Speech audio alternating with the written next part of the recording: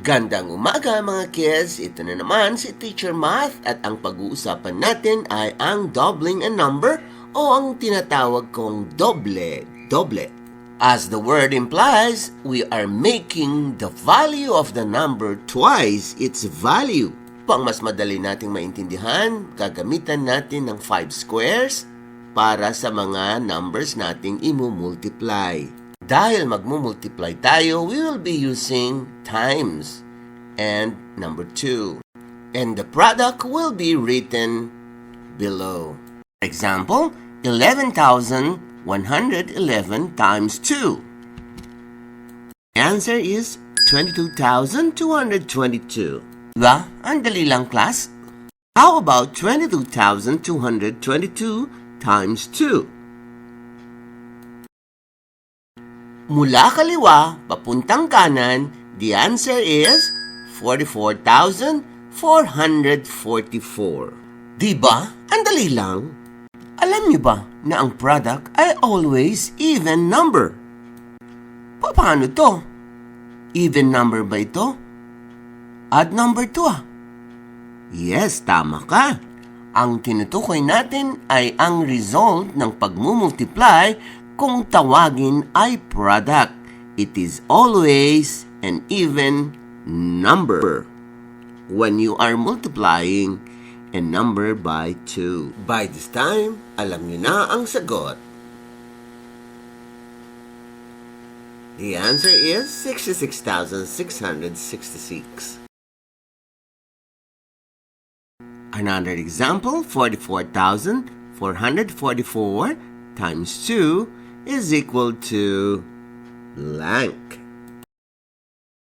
The answer is 88,888. Bakit? Ang dali. Ano kaya ang sagot dito? Ano kaya ang sagot dito? Ano kaya ang sagot dito? Ano kaya ang sagot dito? Ano kaya ang sagot dito? Upang mas lalo nating maintindihan, uumpisahan natin sa maliit lang na number 1. 1 times 2 is equal to 2.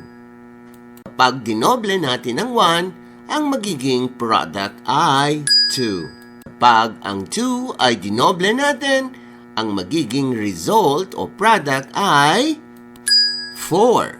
Pag dinoble natin ang 3, the product will be 6. Kapag dinoble natin ang value ng 4, it will become 8.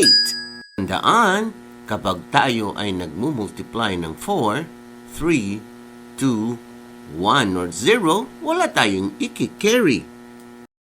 Paano naman kaya kung ang digit 5 ay minultiply natin ng 2? Pag dinoble natin ng 5, of course, magkakaroon siya ng value 10.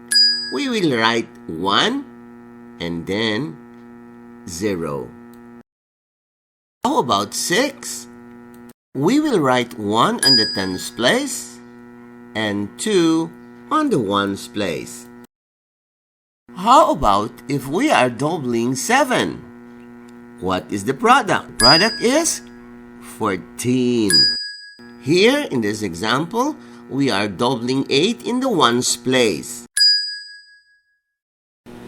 The following items are the numbers that you have to double, and you will hear the sound. That means your time is up. The timer starts now.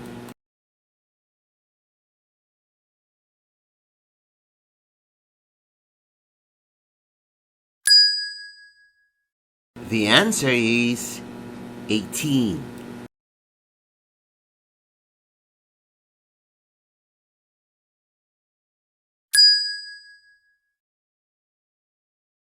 The answer is 20.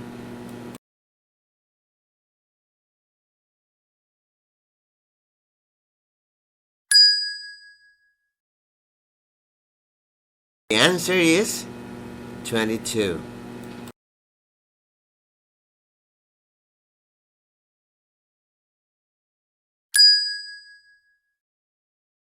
The answer is 24.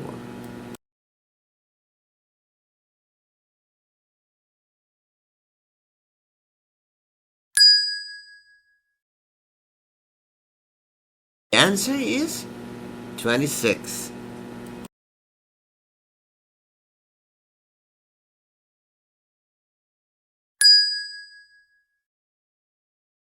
The answer is 28. Take note that 1 has a neighbor of 5. After doubling 1, we have to carry 1 from the ones place. The answer is 30. Please take note that digits which are not 5 and above, you don't need to worry.